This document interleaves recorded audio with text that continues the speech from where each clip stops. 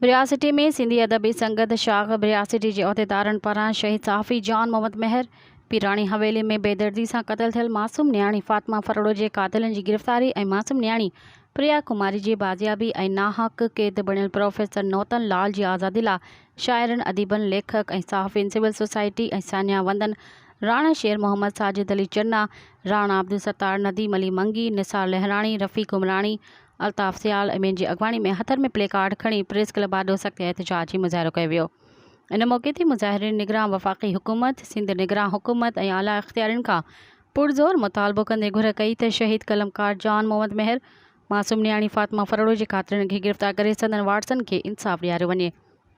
ऐं मासूम न्याणी प्रिया कुमारी के बाजियाब करायो वञे। नाहक कैद थियल प्रोफेसर नौतन लाल के फ़ौरन आज़ाद कयो वञे। हुननि वधीक चयो त जेकॾहिं सिंध ॼावलनि सां इंसाफ़ न कयो वियो त सिंध अदबी संगत जो एहतजाज जारी रहंदो।